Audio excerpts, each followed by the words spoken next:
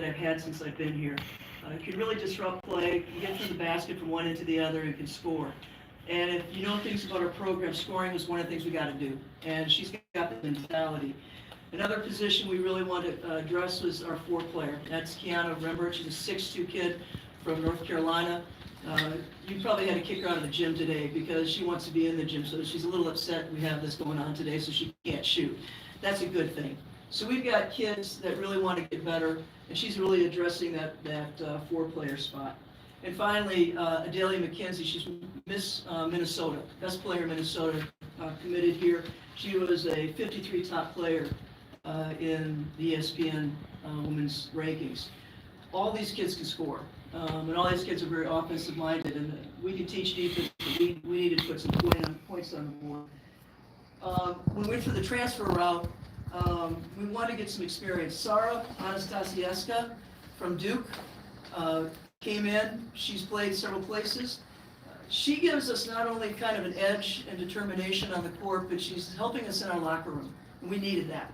Kind of edgy player, mature, is going to help us on the court and off, but she's really had a huge impact. We have Delilah Brown, a transfer from Chipola. Chipola was in the top 4 in the junior college junior college championship last year. She's averaged 20 points a game, and she was also an All-American at the JUCO level.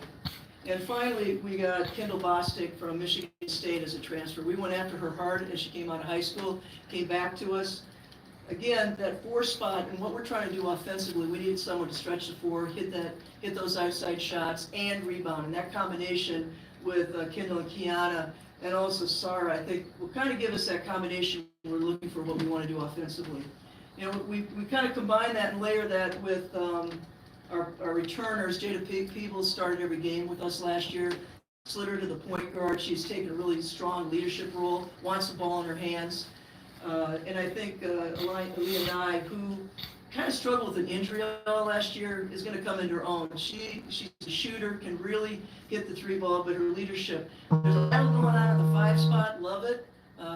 We've got some size inside. I think we've got some depth. We were, top 15% pace-wise last year. Okay, we pushed the ball. We want to score quick, but we weren't very efficient, and we didn't put enough points on the board to have the results that we want to have. And so that's quite frankly what we're looking to do. We're trying to move the ball, get the ball a little bit more active. We think we have a good outside. We have more scoring mentality in the kids I just mentioned.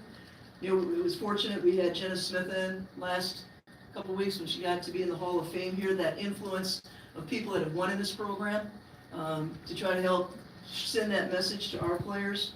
And I think the thing is what we're trying to develop is an attitude of know the difference between working really hard, which I think this team has always done. They've worked hard, but they've got to learn to compete every day. Winning is hard. Winning is going to be real hard in the Big Ten. We know that. But you have to embrace winning is hard, and that's what we're trying to do. With 3 teams ranked in the top 10 in the country, with Maryland at 4, Indiana and Iowa at 8 and 9, and nobody leaves. Everybody knows nobody leaves because of the COVID year. I'm okay with that because we got to change. We're excited about that. But every coach you talk to right now is excited. Man, practice is great. We're looking. Everybody. I told my players today, it's not about starting this. It's about the day-to-day and stacking days, stacking every practice, stacking what we do. And can we get a little bit better than we did yesterday? And if we kind of embrace that process, the winning will take care of itself. So with that rundown, I'll take any questions anybody might have. Yes, sir. You mentioned the fact that you wanted to improve your offense. It's early in the season, with shooting. Have you seen that so far? Yeah, there's been a concerted effort. These kids are in the gym a lot more. Even what I really love with the oven construction going on and the cooperation between the men's and women's basketball program, they're finding times to get in the court because they're organized. So that's one. We have abilities to track how many shots they're taking, and they're doing that. And quite frankly, we're putting a half hour of our first part of our practice to just shooting, just making sure we're doing game-style, game-type shots. And when we do drills right now, and we look over at the board and see how many points we're scoring, it's better. And that's what we got to see. I mean, you can do all you want, but if you don't see the scoreboard light up, that's our problem. I think we're starting to solve that. Hey Nancy, it's 2 years in a row where you've had assistant turnover and some turnover on the roster with transfers out. I know that's part of today. But what are the challenges of that as a head coach as you try to set a foundation and build upon it? You know, I think when assistants leave and they're going to, both got associate positions, you pat them on the back, because if you want to hire assistants that never want to get better, then you probably shouldn't be in that position, because I look for people that want to do that. So on the coaching side, it's bringing in people that equally want that. So it's a great place to work, but what it does is, I think that the same thing that we were working on chemistry-wise, as a team, you have to work on with your staff. And I think we got really, really lucky. Corey and Hernando, I hope you take a chance to get to meet these two, because they're special personalities and really addition. The second part, welcome to college basketball now, okay? We all know it. Players may leave, like people can play a lot, and it's just the nature. People say, how do I feel about it? I said, I feel like that's what the world we're in. Accept it, move on, let's go. I think as a coach, how you play your game in the sense of you better not be so complicated every year, because if you want people to come in and have immediate impact, player movement, ball movement, simplicity, so that they can adapt quicker, I think is going to be a bigger question for us than, oh my gosh, I think there's a lot of oh my goshes, and I'm like, well, you're going to have to oh my gosh, I think, for a while. And this is just where we are in college basketball. Yes. Hey Coach, what's her name? Ava? Is her name Ava? Eva? Eva, she seems to be so, I guess, mature with everything she does off the court and on the court. So from a leadership standpoint, what does that mean to your program to have someone who's very secure with who she is and what she represents beyond basketball? One of our goals, and I've kept it pretty tight, we call it 94+2. To be an elite athlete, to be an elite team, you have to give the extra plus. Okay, if you want to run 94 feet and that's it, you're going to be a 94 team.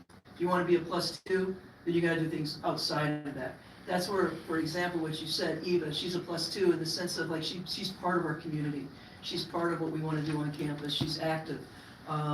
And we appreciate that, because we don't want to be a basketball team that's not connected to our community, and she does that.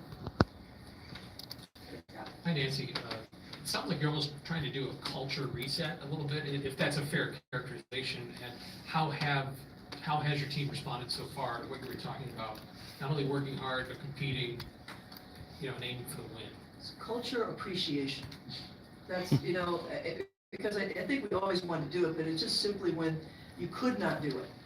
It really put me in a place, you said 30, I've been doing this for 40 years. And I've never had a year where I could not get my teams together and do the things that I want. Were we doing the right thing for the safety of our players? 100%. Would we do it again? Yes. But when it's taken away, we just really spent time. I spent time. I reevaluated. It's just not the kids, because if it doesn't come from me, they're not going to understand that.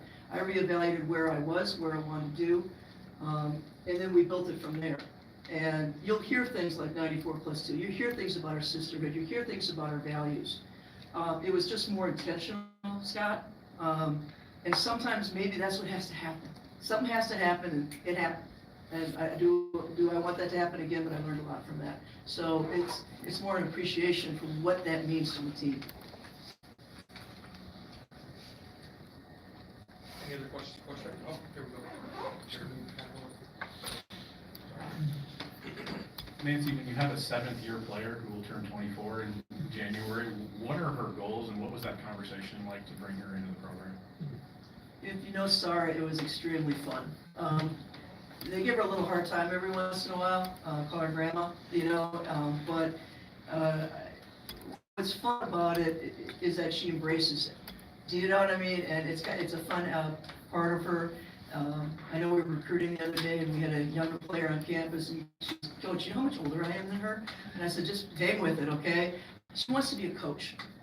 That's her aspiration. So I think this is leading into the future. So it fits well for her. Nancy, obviously, this has been a tough job for people. A decade here. What have you learned in your time here about what it takes to get this right, and gives you confidence moving forward? What I've learned. I've learned, make sure when you recruit you. My staff knows who I want, okay? What kind of player I want. I think that's an incredible, important piece of what we're trying to learn. Recruiting is huge. The thing I learned is to make sure that we've expanded our recruiting and understand the value of that. you know, I've said to somebody, I said, I didn't suddenly become a bad, I won a lot of ball games, I said, now I'm a bad coach. Well, I don't think I'm a bad coach, but I think that parts of those puzzles, it's a lot more puzzles you have to put together. And one of those puzzles is making sure your recruiting base is the type of, and I say, there's a lot of good kids out there, but they don't have to play for me. Does that mean you gotta find the right kid that plays what your style and what you're looking for? We're just much more pointed about that. And getting the people around you, the staff around you, the support that Josh has given us, I mean, it keeps building, and to make it at this level, yeah, and I've learned that. And don't forget yourself. Don't forget yourself. You get caught up in the pressure. I mean, look at this room, okay? The pressure of, hey, you know what we gotta do? We gotta get better. I was waiting for the question of like, I can't worry. Yesterday's yesterday. I'm gonna learn from yesterday, but tomorrow's tomorrow. I can't say anything about tomorrow, but I can get better. And if we keep just focusing on that, you know what? That's how I used to coach. But I think that you get caught up in some other things. You gotta make sure the noise you hear is the noise you want to hear. When you talk about simplifying things to maybe better suit the more transient nature of rosters, just how do you approach that as a coach, given maybe that's not what you were doing for, maybe 3 decades? You're right. 3 decades. What happens when you're in a place for a long time, that the plays actually just roll off of them because they're doing it. Now you start something new, and now because of the nature, we're a lot more of a 4-out multiple player movement offense right now, which sounds simplified because everybody says positionless. But kids are learning that, and kids love to learn that part of the game. But the complexities of that and the repetitions of that are important. Then what you do is you put your offense and get, X amount of plays that are going to take advantage of who should have the ball. So when you play a 4-out and just let anybody shoot, sometimes I'm on fire and you're not. So I should be the one getting the ball.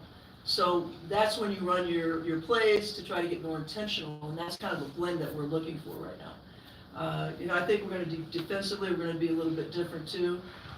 Coach Urban brought in a zone defense that is tricky. I like it. So different layers like that will help us. Coach, we're right over here, and then I think we'll have time for one more if anybody has a last question. We talked about Jenna Smith coming back. We had a chance to talk to her a couple weeks ago. She said she still bleeds orange and blue. So for the women to see, her, in person, I know you had the presentation. I want to see the presentation, I guess, of the part of like the practice court, and also how important you think it is for them to just see her in person and have a chance to talk to her. And it's invaluable. It's invaluable. It's invaluable to have our alumni come back, especially during those years. It's 25 years since the last Big Ten championship. We need contact, and we're working at that. Because I saw the look in our players' eyes and hearing some, we as coaches can say a lot, and I know they listen. But when it comes from somebody that's done it, been there, and she just said, gosh, you realize you have 24 access to a gym. I mean, the appreciation, and I think that's stuff that is authentic and organic, that's really special to our program, and I was really thankful she came back. Looking at your roster, all these girls have won high school and AAU season. Do you see this translating over on the court so far, as far as like their aggressiveness to want to win and to become better, regardless of their age and what class they're in? Well, I was telling a freshman today, when you go out against Maryland and you're playing someone, they are not going to care what year you are. They look at your number, they're going to go play you. And I think that's the component you're talking about. And that's what I'm saying. Do we work? I'll tell you what, our kids have always worked. Since I've been here, we've worked. It's competing. And understanding you may be able to push each other in practice and get a little testy maybe, then walk off the practice court and say, hey, you're my sister yet. That's the uncommon bond I'm talking about. So these guys have won. And like I said, I think the intentional team chemistry we did this summer creates that. Just you put 14 people together and say, hey, you're a team, doesn't necessarily work. You got to work at it, and we put the time in. Thanks, Coach. Thanks, everybody, for I'd like to say, hey, I want to say thank you for coming today. My goal is to get more of your people here at our games. I want to tell you that, and I want to earn it, okay? Because I looked in, there's like 30-some people in there, okay? All right? So that's my shout-out. I know I got to earn it, and I also just want to shout-out to the men's program and Coach Underwood. This is college basketball and Illinois basketball, and we support each other. We're excited for their program also, okay? Thanks very much. Thanks, Coach.